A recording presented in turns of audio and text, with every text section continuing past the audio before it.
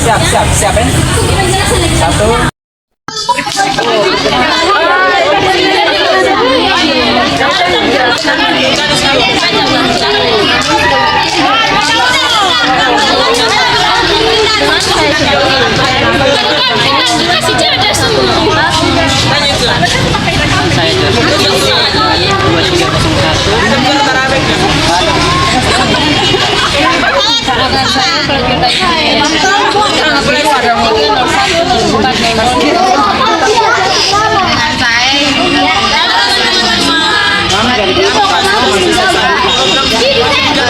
Belum siap.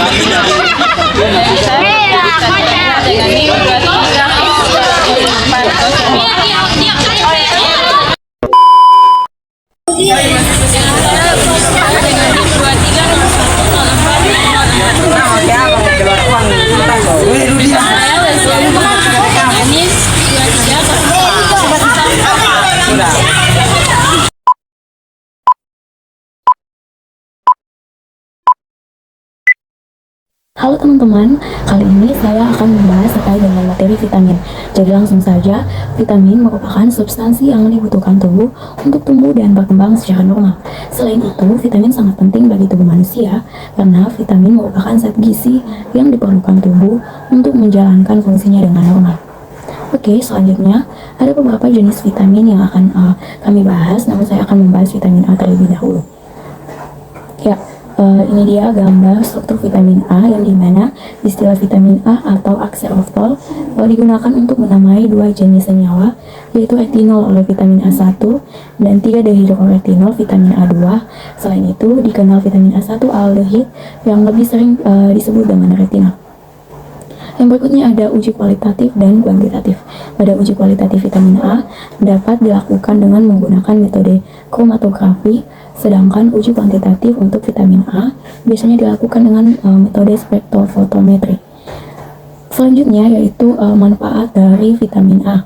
Manfaat dari vitamin A diantaranya menjaga kesehatan mata, kesehatan kulit, memperbaiki fungsi sistem kekebalan tubuh, mengurangi risiko kanker, mendukung pertumbuhan rambut.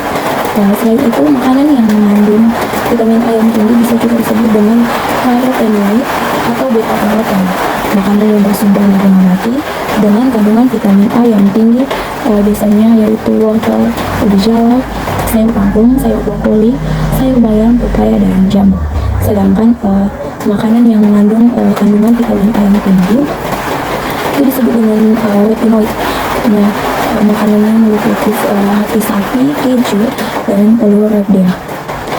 Nah, yang terakhir teman-teman, ada dampak kelebihan dan kekurangan daripada vitamin A. Untuk kelebihan vitamin A juga bisa menimbulkan sejumlah komplikasi seperti penipisan tulang atau tulang menjadi lebih rapuh, gangguan saraf, hingga kerusakan hati. Dan untuk kekurangan vitamin A dapat mengakibatkan gangguan penglihatan, masalah kulit, dapat merusak retina dan kornea mata, yang juga bisa berujung pada kebutaan serta kematian ibu, dan dampak buruk lainnya pada kehamilan serta menyusui. Dapat juga mengurangi kemampuan tubuh dalam melawan infeksi serta meningkatkan risiko anak-anak terkena infeksi. Nah, itu dia pembahasan. Baik, saya akan menjelaskan vitamin B. Vitamin B adalah nutrisi yang penting bagi perkembangan otak, saraf, kulit. Vitamin ini juga penting untuk proses pembentukan energi dari lemak, protein, dan karbohidrat, antibodi dan sel darah merah, serta menjaga keseimbangan kadar gula darah. Manfaat vitamin B: pertama, mengatasi mual. Salah satu manfaat vitamin B6 adalah untuk meredakan mual dan muntah pada ibu hamil, meningkatkan kesehatan otak, memperbaiki suasana hati, mencegah degenerasi makula, meredakan gejala PMS, mencegah anemia, menjaga kesehatan jantung, meningkatkan daya tahan tubuh. Kelebihan mengonsumsi vitamin B6: vitamin B6 yang dikonsumsi berlebihan dapat juga menimbulkan keluhan kesehatan. Minum suplemen vitamin B6 terlalu banyak dapat menyebabkan kurangnya pengendalian otak, mual, dan lain-lain. Kurangannya mengonsumsi vitamin B6. Kekurangan vitamin B6 dapat memengaruhi produksi antibodi dan penurunan jumlah sel darah putih yang bertugas untuk meningkatkan sistem imun tubuh dalam melawan infeksi.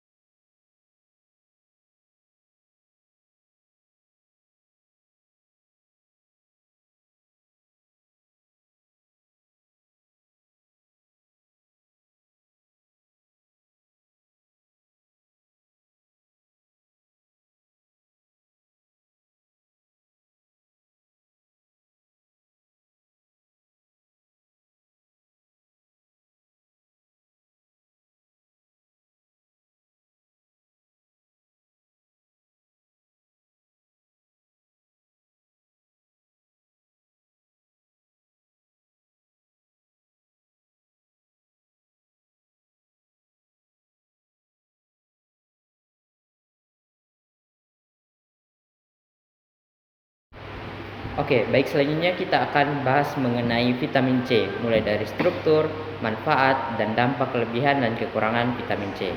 Tapi sebelumnya, apa sih itu vitamin C? Oke, jadi vitamin C atau dapat disebut dengan asam askorbat adalah senyawa yang larut dalam air dan ditemukan pada organisme hidup. Vitamin C berfungsi dalam pembentukan protein yang digunakan untuk produksi kolagen kulit, tendon, ligamen, dan memperbaiki dan memelihara tulang gigi dan tulang rawan. Sumber vitamin C bisa kita dapatkan dari buah dan sayur, yaitu dari buah jeruk, mangga, stroberi, nanas, tomat, jambu, kiwi, dan pepaya. Sedangkan sayuran yang dapat dijadikan sumber vitamin C seperti paprika, brokoli, kembang kol, dan kentang. Oke, baik, selanjutnya kita akan bahas mengenai struktur vitamin C. Sintesis vitamin C berawal dari D-glukosa Pertama, D-glukosa terhidrogenasi menjadi D-sorbitol, yang kemudian mengalami dehidrogenasi menggunakan acetobacter menjadi L-sorbosa. L-sorbosa dioksidasi menjadi 2-keto L-asam glunota, baik secara langsung menggunakan oksigen dan platinum katalis, atau dengan turunan diisoprilidene dan kalium permanganate. Kemudian asam 2-keton L-asam glunota dipanaskan menjadi asam encer dan menjadi L-asam askorbat. Oke, baik, selanjutnya manfaat vitamin C. Manfaat vitamin C yaitu untuk memproduksi kolagen. Kolagen sendiri merupakan salah satu serat protein yang berperan dalam menjaga kekenyalan kulit, membantu penyembuhan luka, serta memperkuat pembuluh darah. Selain itu, manfaat bagi tubuh lainnya yaitu yang pertama, mengurangi resiko penyakit kronis. Yang kedua, membantu mengelola tekanan darah tinggi. Yang ketiga, membantu mencegah kekurangan zat besi. Dan yang keempat, meningkatkan kekebalan tubuh. Oke, next. Selanjutnya, dampak vitamin C. Yang pertama, dampak kelebihan vitamin C, yaitu akan mengalami yang pertama, gangguan pencernaan. Yang kedua, gangguan penyerapan zat besi. Yang ketiga, gangguan ginjal. Yang keempat, gangguan sistem kekebalan. Sedangkan dampak kekurangan vitamin C yaitu akan mengalami yang pertama, penurunan sistem kekebalan tubuh. Yang kedua, masalah kulit. Dan yang ketiga, anemia. Oke teman-teman, untuk selanjutnya saya akan menjelaskan materi mengenai vitamin D. Nah teman-teman, sebelum kita membahas lebih dalam mengenai vitamin D, perlu kita ketahui dahulu apa itu vitamin D. Nah teman-teman, vitamin D merupakan salah satu jenis vitamin yang larut di dalam lemak. Perlu kita garis bawahi bahwa vitamin D ini larut di dalam lemak. Mengapa teman-teman? Karena ada vitamin yang larut di dalam air dan ada juga vitamin yang larut dalam lemak. Nah teman-teman, vitamin yang larut dalam lemak ini berarti vitamin ini dapat disimpan lama di dalam tubuh manusia. Nah teman-teman, jenis vitamin D ini dapat kita temukan pada makanan hewani seperti ikan, telur, susu, dan olahan susu seperti keju. Nah, selain itu, vitamin D juga terkandung dalam buah-buahan seperti mangga, jambu biji, apel, kiwi, dan lain-lain. Nah, selain pada makanan hewani dan buah-buahan tadi, cahaya matahari juga termasuk salah satu sumber penghasil vitamin D. Oleh sebab itu, kita sering mendengar bahwa sering-seringlah berjemur di bawah matahari untuk kesehatan kita, terkhususnya pada kesehatan tulang. Nah teman-teman, vitamin D ini secara umum dia bermanfaat untuk membantu penyerapan kalsium yang berfungsi untuk pertumbuhan tulang khususnya, terutama pada anak-anak. Selain itu juga membantu melawan infeksi virus dan bakteri pada sistem imun tubuh. Nah teman-teman, sementara secara khususnya pada wanita, vitamin D ini membantu untuk penyerapan kalsium dan pembentukan tulang pada wanita menopause, serta mengurangi risiko patah tulang, pengapuran tulang atau osteoporosis, serta kelemahan otot dan tulang. Seperti yang sudah saya jelaskan pada pembukaan tadi bahwa vitamin D ini membantu untuk penyerapan kalsium yang berfungsi untuk pembentukan tulang. Nah, sementara manfaat vitamin D pada laki-laki yaitu untuk membantu meningkatkan produksi sperma sehat, serta meningkatkan sistem kekebalan tubuh, kemudian juga mengurangi risiko depresi karena memiliki sifat antiinflamasi. Nah, dampak dari kelebihan vitamin D ini yaitu penyakit hiperkalsemia atau infeksi pada sistem imun tubuh, di mana kadar kalsium dalam darah itu sangat tinggi sehingga menyebabkan penipisan tulang, menyebabkan batu ginjal. Nah, selain itu juga ada gangguan kerja pada jantung dan otot. Nah, yang kedua itu kerusakan ginjal karena kadar kalsium dalam darah sangat tinggi, sehingga mengakibatkan tubuh kehilangan kadar air karena kita sering buang air kecil. Nah, akibatnya terjadi pengapuran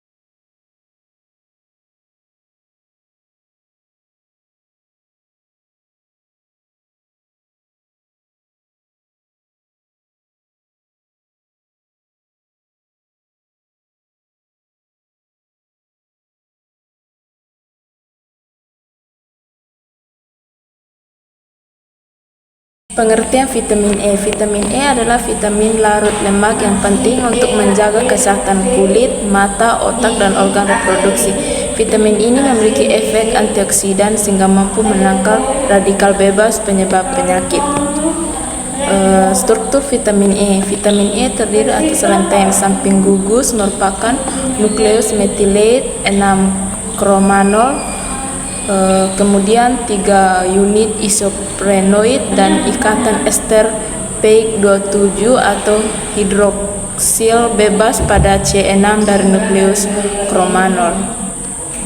Manfaat vitamin E untuk menjaga sistem kekebalan tubuh dan pembuluh darah serta membantu tubuh melawan bakteri dan virus, meningkatkan antibodi dalam melawan infeksi penyakit.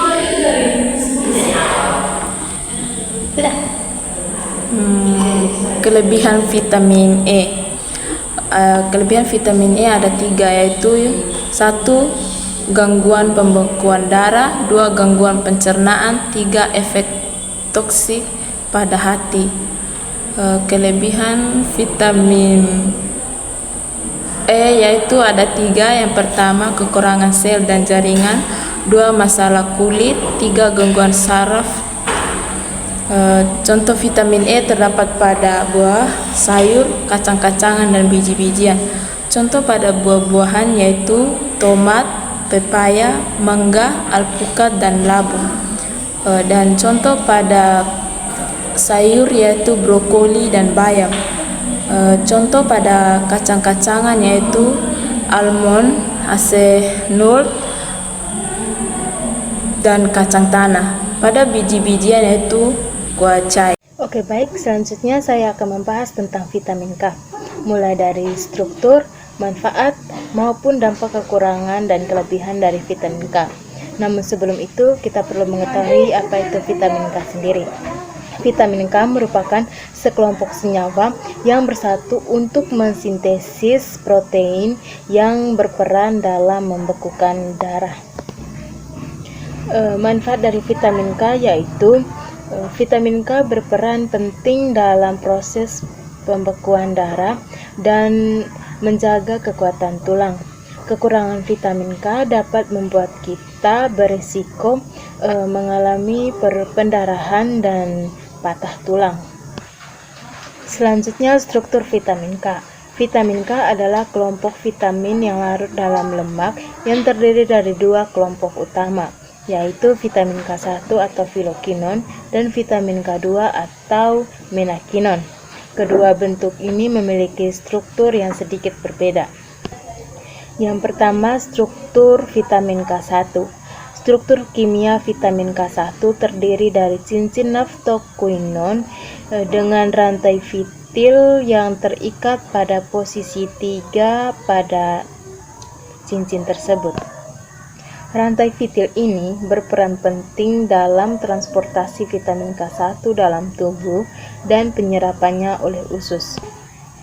Vitamin K1 ditemukan secara alami dalam makanan seperti pada sayuran hijau, minyak nabati, dan hati. Selanjutnya, struktur vitamin K2. Struktur vitamin K2 terdiri dari cincin naftoquinone dengan rantai isoprenoid yang terikat pada posisi 3 pada cincin. Selanjutnya, yang terakhir, kita masuk pada dampak kekurangan dan kelebihan vitamin K, di mana dampak kekurangan daripada kekurangan vitamin K itu sendiri yaitu yang pertama, risiko patah tulang, gangguan kesehatan jantung, dan yang ketiga, gangguan penyerapan vitamin K. Dan yang kedua, dampak daripada kelebihan vitamin K yaitu yang pertama, gangguan pembekuan darah, yang kedua, gangguan pencernaan, dan yang ketiga, gangguan hati. Sekian materi yang dapat saya sampaikan. Saya kembalikan. Terima kasih. Oke, baik teman-teman, sekian materi yang dapat kami sampaikan. Kurang lebihnya kami mohon maaf. Sekian dan terima kasih. Dadah.